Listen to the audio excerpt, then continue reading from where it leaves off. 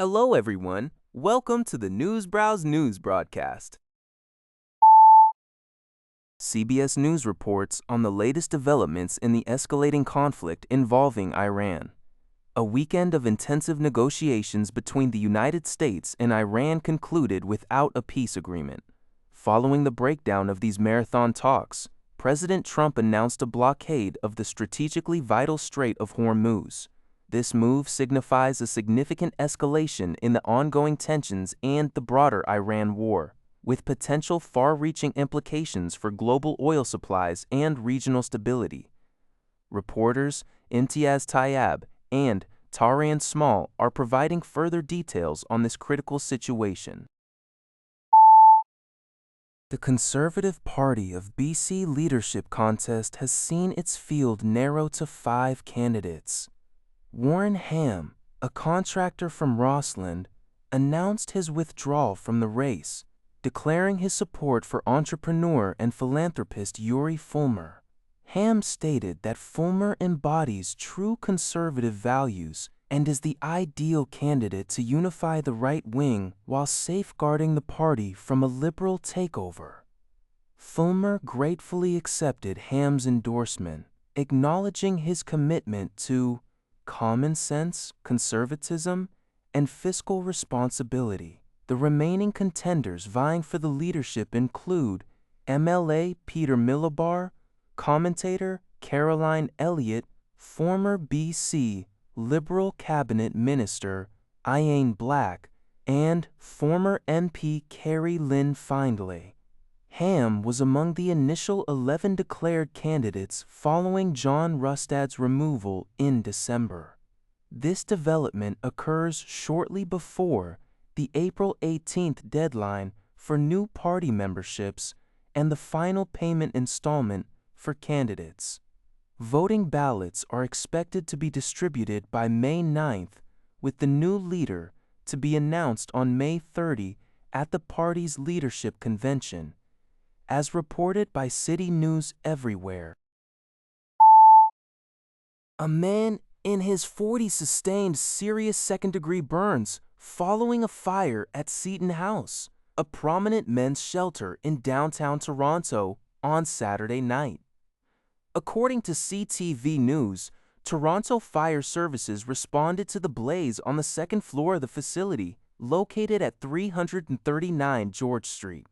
Just after 11 p.m., the fire, believed to have originated when a resident fell asleep on a bunk bed while holding a lighter torch, activated the building's sprinkler system. Firefighters quickly extinguished the flames, though there was considerable smoke migration. Paramedics transported the injured man to a burn center. While his injuries were serious, Toronto police confirmed they were non-life-threatening. Approximately 95 other residents were relocated to different floors of the building, but no one was displaced from the shelter.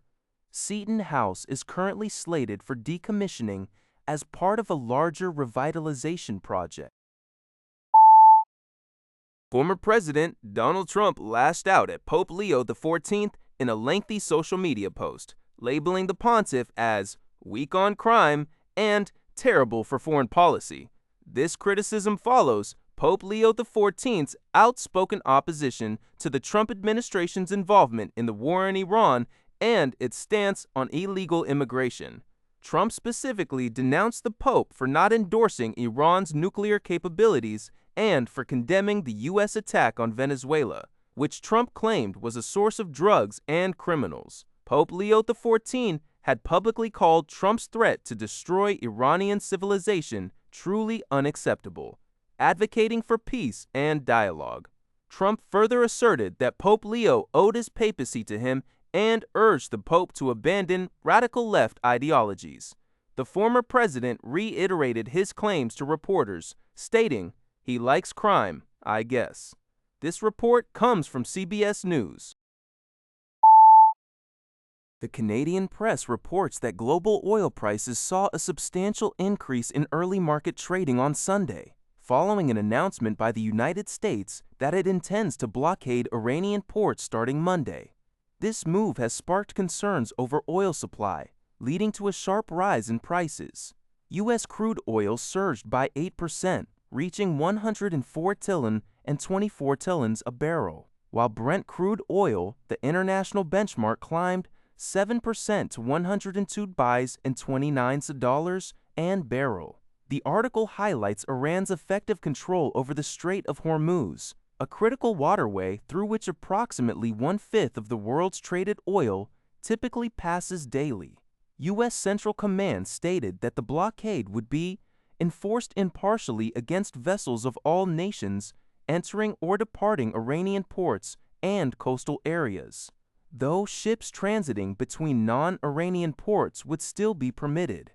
Major oil exporters like Saudi Arabia, Iraq, the United Arab Emirates, Kuwait, and Iran heavily rely on this strait. That's all for this video. Thank you for watching. See you in the next video.